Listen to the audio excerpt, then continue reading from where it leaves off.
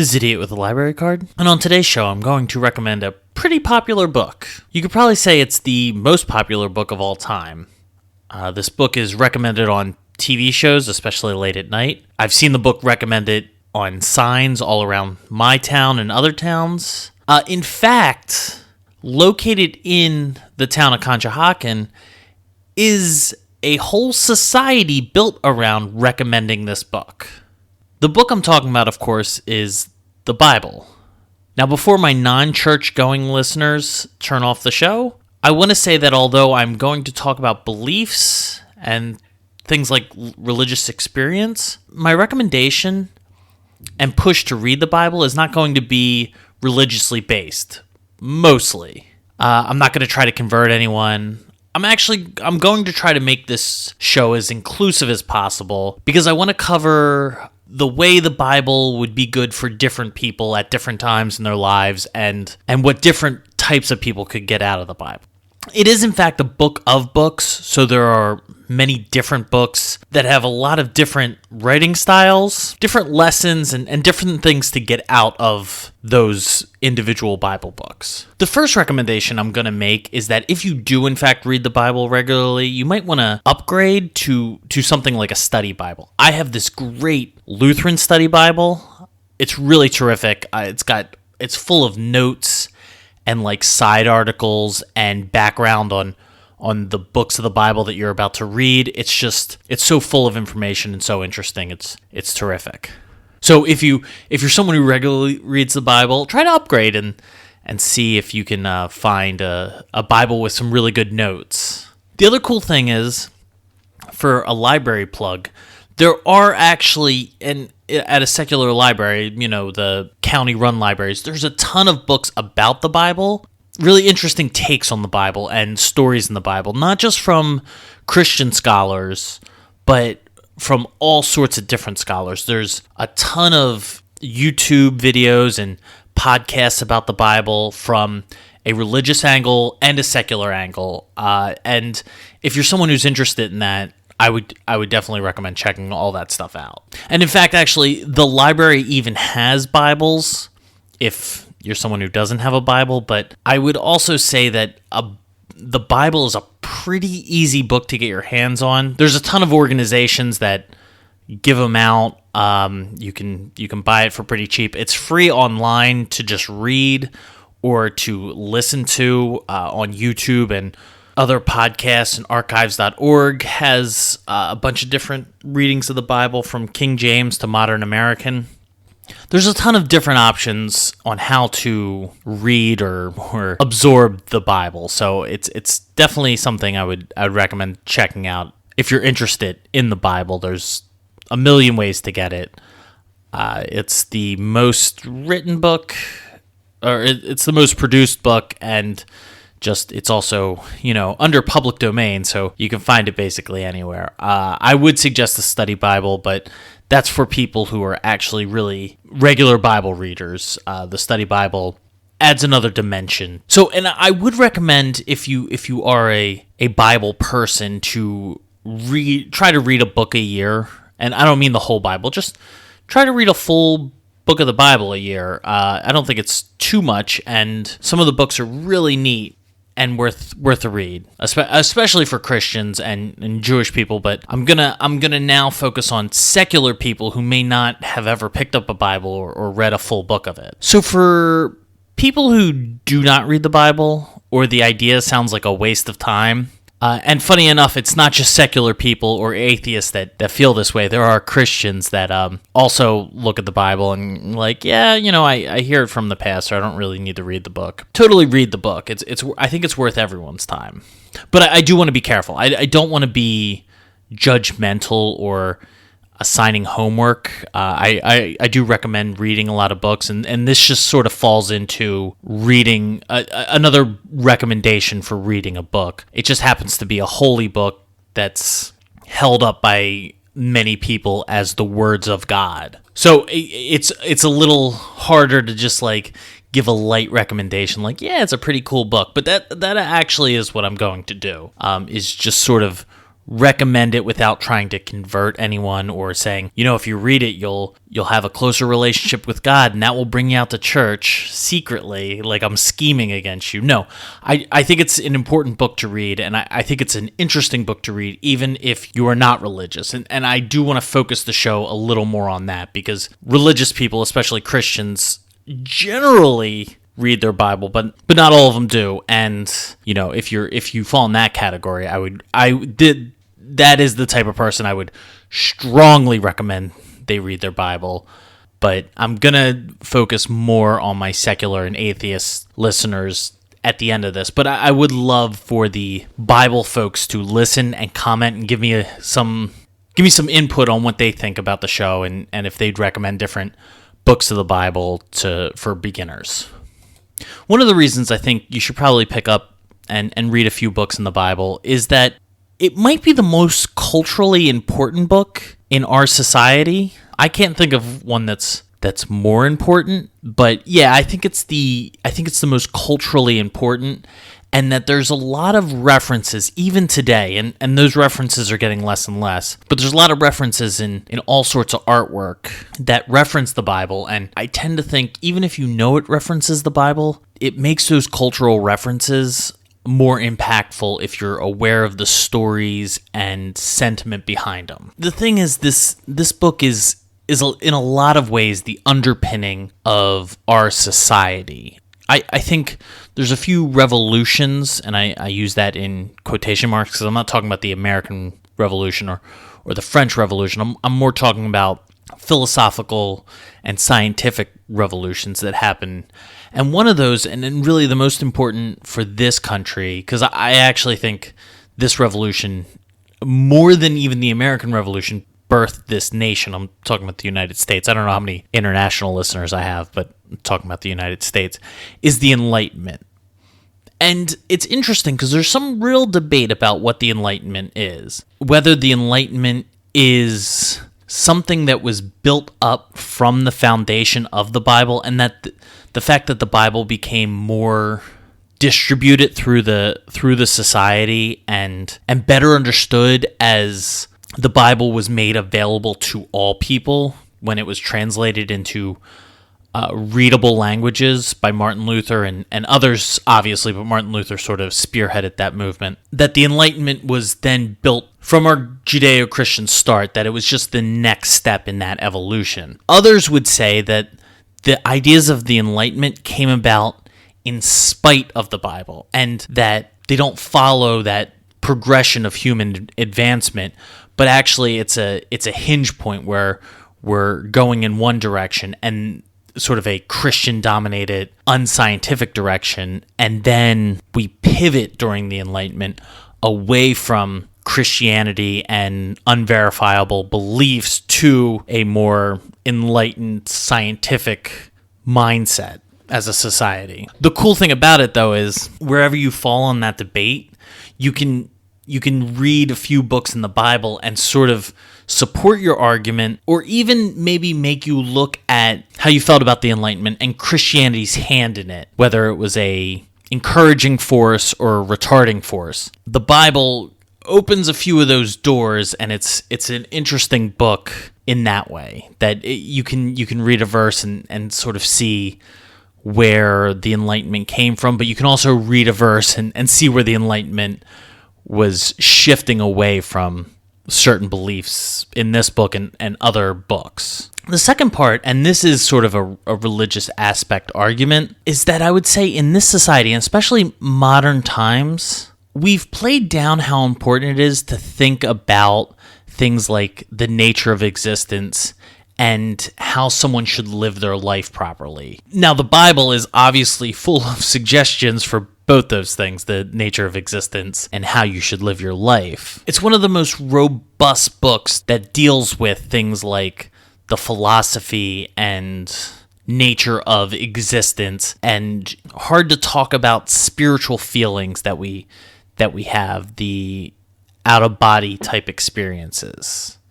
And I really do feel like we've neglected encouraging people to challenge themselves in those areas. It seems like a lot of people now get set in these beliefs and then abandon growing and thinking about them. And the thing is, even though I guess it's obvious that I'm Christian and I attend church regularly, I guess I'd like to attend church more than I do. I don't make it every Sunday, and every Sunday I don't make it. I feel a little bad about it because I do enjoy going to church, and I think it's done a lot of wonders for me. But past that, reading the Bible, even for me, who is set and I guess agrees with aspects of the Bible, it really does make me think more about the existence of God and the relationship with him, and what kind of relationships humans have with God, if God does exist. All those things, the Bible turns that part of my brain on. And again, I've never really grown up secular, so I've grown up in the church and have continued to go, so it might be hard for me to have a mindset that's different than that. But the Bible does push me in different directions, and it's not always like pushes me to be a more faithful Christian. It sometimes pushes me in the opposite way, to think more scientifically. And the cool thing is, and this is also what I like about the Bible, because I do like reading something and then seeing what other people read into it, and it really makes me think of all the different angles like a single sentence can have and present. And the great thing is the Bible is the most written about book in history. So you get all sorts of different views on what like a passage in the Bible says. It's not only like you can see a whole bunch of different views from today, which you can, which is cool to sort of survey how other people feel, but you also have like this huge library of people and how they felt about different passages of the Bible through time. It's one of those things that stretches through time, which is just so cool. And so I think that's one of those things where it really does, I think the Bible gets a bad rap for this, but it really does turn on your critical thinking part of your brain if you spend the time to really read a passage or really read a book of the Bible and then go and see what other people thought about it. And it's actually pretty easy to do that because so much biblical information is readily available on the internet, and there are a ton of books at places like the library.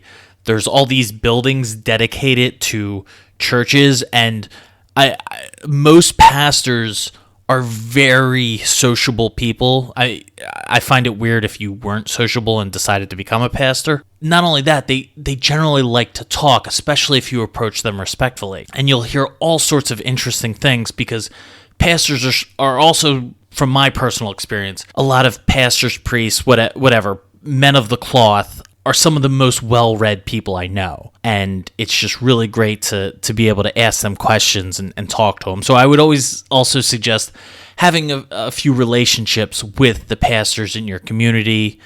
And occasionally, if you run into them, usually they're very, very willing to talk, especially if you're going to talk about the Bible with them. So you get this very interesting dialogue with different types of people with different beliefs. And I really think the Bible opens that up for people. And that's what I mean, is that commentary on the Bible not only spans time, it spans culture, it spans class. It's one of those things that it's become so much a part of our society and so much a part of our history that you can really get a sense for what people were like back then by their biblical studies, by their writings on the Bible. So I just think it opens the door to that. And again, since I'm recommending this to people who really don't read the Bible, it might not be the thing that you do, that you jump into reading, Genesis and then reading all the commentary on Genesis. But maybe you read Genesis and then a few months later you're reading a book about history and they start talking about religious beliefs at the time,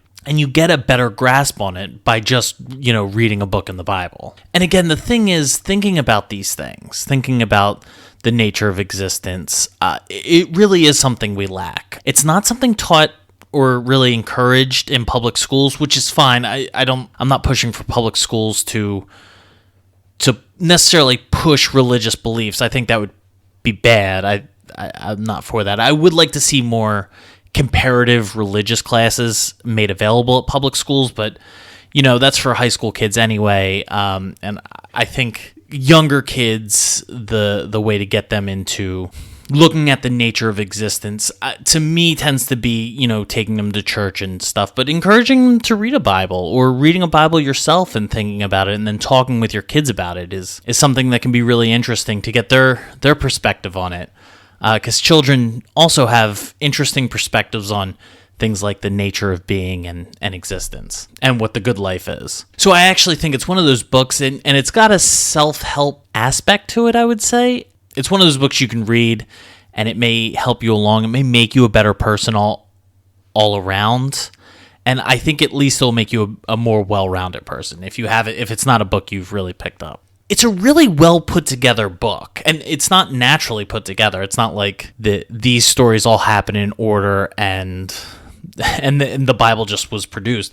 There was a lot of talk about what books to include and what not to include, but I just think the book is really well assembled. Some would say divinely assembled, and I just love the imagery used in it. I'm going to give you an example. This is actually what I wanted to talk about, but I realized the show was like 5 minutes long, and it was just me ranting about this one little passage in the book of Isaiah. And the book of Isaiah is not one I would recommend for newcomers. I would actually say it's probably a book you want to read later on if you really get into the Bible. So in chapter 6, Isaiah has a vision of God, and he's scared and he feels unworthy. And this is a cool concept to me because you can imagine the fear of this encounter, even if you're not a believer in God or that God exists. But the vision is similar to the classic naked at school dream. But it's not just your body that is exposed. It's your thoughts and ideas and all the good and evil,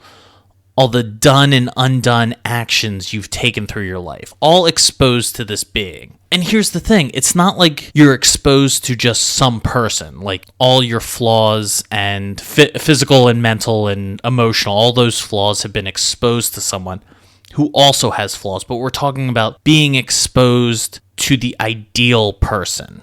And God is a little more than the ideal person, but for my atheist and secular friends, I would say that that's how you could imagine it, is the person that you want to be. All those shortfalls have been exposed to them. And then that person, God for some, for others, the ideal person, the Übermensch, Superman, for you Nietzscheites, is looking at you and says, I want you to speak for me, even with all your flaws and evilness. And again, your personal ideal self sort of judges you in this way, and you never quite feel worthy.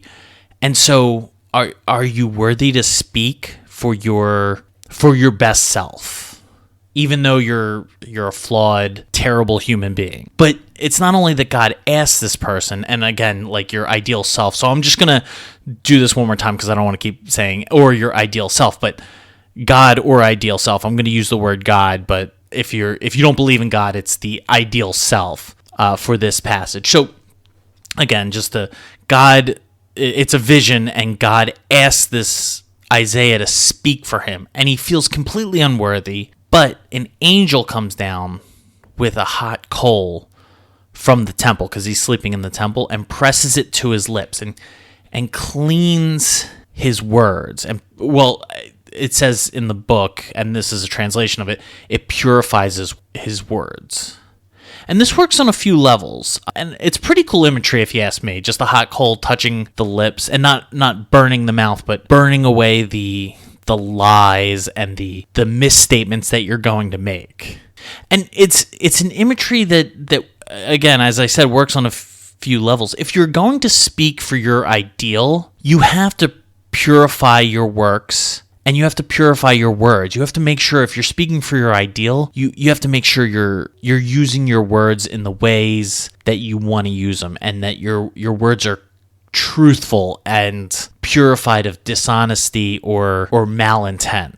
And it's funny because I had to think about this. I was working on a different show, and I just wasn't happy with it, and I took a break and decided to read my Bible. And I thought about, okay, maybe I do need to purify my words. It's just something like I need to keep trying, and I need to clean up what I'm saying to make it the best I can. And maybe an angel will come down and touch my mouth with hot coals, but it's more like maybe I have to just really, really think about what I want to say and think about whether I actually honestly believe everything I'm saying or if I'm trying to take shortcuts into explaining stuff, but it's not quite what I believe. So it was a verse that really got me thinking. And as I was thinking of that, I said, boy, not enough people read the Bible. And that was the impetus of this show. And also, I had never read the book of Isaiah. I'm actually still working through it. I've never sat down and read it. And it's a neat book. And I am always amazed. And frankly, me giving Bible advice, there are books of the Bible I definitely have not sat down and read. The idea that I've had this book in my house for a while. I've had a version of the Bible in my house since I was born. And I got this Lutheran Study Bible maybe like 4 years ago, and I've never read the book of Isaiah, and just how great it is, and how poetic and beautiful, and the imagery is really great. And I just realized that more people need to know. I guess more people need to know about this book that not enough people know about it. No, obviously people know about the book, but I hope if you listen to this podcast and have found my recommendations to be on point, like you've enjoyed the books I've recommended and have found that the books I half recommend or the books that I say are bad, you've found that they have been not great if you decided not to take my recommendation and read them, that maybe I was right. Maybe I'm decent at this. So I was like, this is something that I wish more people would read. I wish more people would read their Bible, not so much for religious reasons, because I want everyone to convert to Lutheranism or Christianity in general, more just because I think it's a really great book to read for other reasons than spiritually. And I can find myself doing that when I read the Bible. Occasionally, it will be a very spiritual, religious experience reading my Bible, but occasionally it'll be a thought-provoking or beautiful moment that I'm reading my Bible. So I just think the book offers so much. And I think a lot of people are in agreement there. But what I mean is past the religious, it offers a lot. How to read your Bible if you're just getting started. I would think there's 2 ways to do it that I would absolutely not recommend. And then 2 ways to do it I would recommend. So the 2 ways I wouldn't recommend, one is cover to cover. Now, I've tried this multiple times, and each time I've gotten further and further each time I try it, but I just hit a wall after a while, and I can't do it anymore, and I have to give up on the project. So I would not suggest starting at Genesis with the plans to getting to Revelations. It's a long book. I mean, again, if you want to do that, cool, but to me, it's just not the best way to enjoy this book. The other way, and this is something that's generally recommended, and I know people put together like booklets of like small stories, and that can help lead people to the faith, but if you're just trying to sort of get this book under your belt or explore it a little bit, because that's really what I'm recommending, is just explore your Bible. Pick up and read a few books. I wouldn't recommend like just reading different verses recommended to you on the internet. I think you should actually read books of the Bible. Genesis, Mark, like full books. Start at chapter 1, end at wherever it ends. And I just think you'll get more out of it that way. So I wouldn't recommend just reading the famous verses or famous little stories. I think you should probably read full books. So, and that leads me to the 2 ways I would recommend starting to read the Bible. Way 1 is to pick like 3 to 5 books of the Bible. See what you like and don't. I have a recommendation of my 3 to 5. So my 3 to start would be Genesis, for obvious reasons. It's the first book of the Bible, but to me it has the most cultural significance. It's got the Adam and Eve story, the Cain and Abel story, and then the stories of Abraham, and they have the most cultural importance as far as I can see. It's not really like the others in the Bible. Each book is slightly different. Genesis is just unique, especially in the creation early part. It has all the Noah and the flood stuff, and that stuff's really interesting to read. And then you have the Abraham stories, and those are really interesting stories. Also, there's a ton written about Genesis, and Jordan Peterson does this great YouTube series about the stories in Genesis. Now, the YouTube series is super long, like each episode's 2 hours, and I think there's like 10 to 12 episodes, so it's a lot of time, but it is very interesting, and it does get you to think. The book of Genesis does. I would then recommend, and this is sort of dealer's choice, but I would recommend reading a gospel. I'd probably recommend Mark for beginners because it is the shortest and to me the most direct. But there's Matthew, Mark, Luke, John, and Acts is sort of a gospel. It's written very similar to the gospel. It's the book after John in the Bible, but it doesn't really have Jesus in it too much, and so I think you miss out like the important stories, the culturally important stories of the gospel. So I would suggest Mark, but I think any of the gospels are fine. John, to me, is the most dramatic, and actually, I don't think you get a great feel of what a gospel looks like if you read that. John's not bad for some people. Some people really love John; it's their favorite, and some people don't like it so much. I fall into it's not my favorite gospel, but again, I would just pick one of the gospels. Mark is part of the reason Mark's the recommendation is it's the shortest. So if you want to sort of see what a gospel looks like, that's the best one to hop in. And then the last one I would recommend is Proverbs, because it's fun. It's basically a self-help book that uses really interesting imagery to get its point across. So those are the three I would really start with. Genesis, because of the cultural importance. Mark, or any of the Gospels, again, because of the cultural importance, and also to get a feel of like what people are talking about when they talk about the life of Jesus. And then Proverbs is just such a unique book in the Bible. I recommend it because it's one of my favorite, and it's kind of a fun read for me. And it's like a really well put together self-help book, just shoved right in the middle of the Bible. It's actually like no other book in the Bible. It's one of the more unique ones. So you're not going to get a great feel for what Bible books are like, or what Bible books are like in that section of the Bible.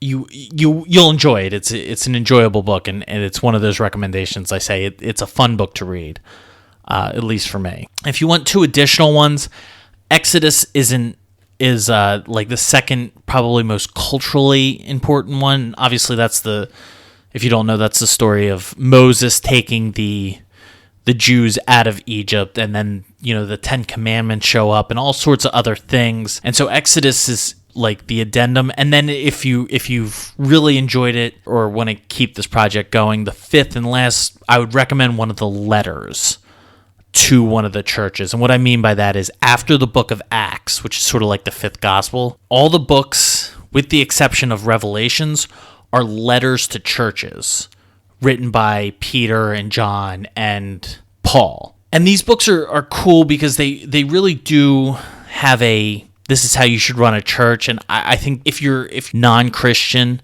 it's an interesting look inside the early church and the recommendations on how to run a good church. 1 John seems to be the consensus on the internet for that type of book. But again, those letters are similar in some ways. I mean, they're different in others. It's not the same letter written in different ways. They cover different topics and things like that. And that's how I'll get into my second recommendation on how to read the Bible if you're just starting, is think of a subject that you wanna learn about from the Bible, or you're interested in from a biblical perspective. Look it up on the internet and pick a few books that sort of, if you say, I want to look at like what the Bible has to say about marriage, you could then find, look up on the internet and see where the passages about marriage are, and then go back and just read the full book. Because usually what happens is if you ask for a subject specifically about the Bible, they'll give you verses, but the verses are a little bit out of time because you'll find them in the middle of the book, and you don't have the beginning or what comes after that, and you sometimes miss things, and people have manipulated what the Bible says for their own ends. And so I just think it's important to read a whole Bible book. So if there's like a specific issue you're interested in, it's not bad to look up on the internet, like where does the Bible talk about this most, or where is this sort of view on that subject taken? Find that book, and then find what books those are and then read them, and I think you'll still get a lot out of them. So I would recommend getting yourself a Bible and reading a few books in it. I think you'll get a lot out of it and find it more enjoyable than you think. I'll rep my friend's organization, the Philadelphia Bible Society, which is located in Conshohocken. My friend Bradley Lacey, although I don't think I know he's affiliated with it. There's other people that work there, and it's located in the church he's a minister at, which is First Baptist of Conshohocken, which, if you're looking for a church in Conshohocken, it's a great church to check out. But I am really good friends with Brad. He's one of the most interesting people I know, and the Philadelphia Bible Society is a great society if you want to get your hands on a Bible. So Bibles are literally everywhere, and people are literally handing them out for free. So get yourself a Bible and spend a little time reading it. And I really think you will enjoy it, no matter your religious beliefs. So thanks for listening. Please like, subscribe, and comment wherever you get your podcasts. I would love to see what other people have to say. I'd love to see, if you are a Bible reader, if you have a different 3-book recommendation for people who are just starting out, and if we get a comment on this show, maybe other people will see it and they can, if they don't think I'm that great or qualified to talk about the Bible, they could take your recommendation and read the 3 books that you recommend. So again, thanks for listening, and hope you can get yourself a Bible.